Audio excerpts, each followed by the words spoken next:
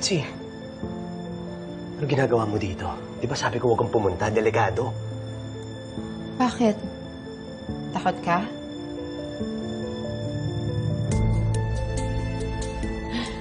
Ginawan ka na ng paraan yung mga CCTV camera. Pero kahit na, di ba nag-usap na tayo? Mag-iingat na tayo ngayon. Kaya nga sinigurado ko na mahimbing na yung tulog ni Robert bago ako pumuslit dito. Tsaka, wala namang nakakita sa akin na pumasok ako dito eh. At si Gina hindi naman pupunta dito yon kasi may importante siyang lakad. Eh, paano mo nalaman? Basta.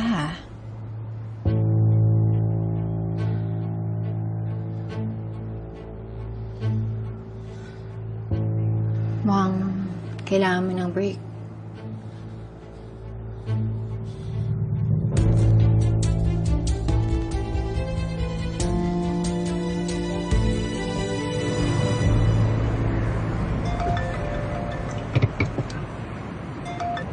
Baka hindi ako sinipot ni Gerald.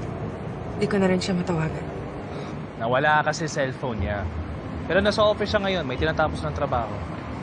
Sige, thank you. Tahan ko na lang sa supermarket. Sunduin ko na lang.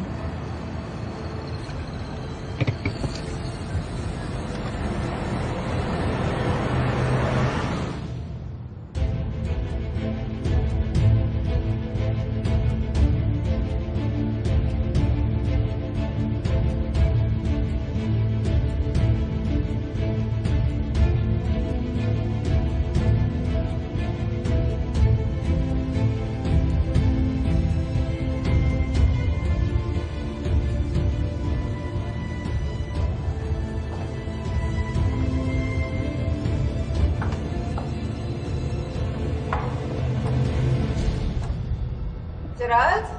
Si Gina. Gerald?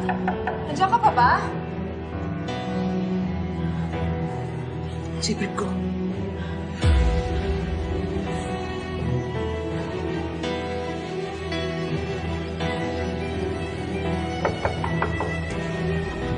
Gerald?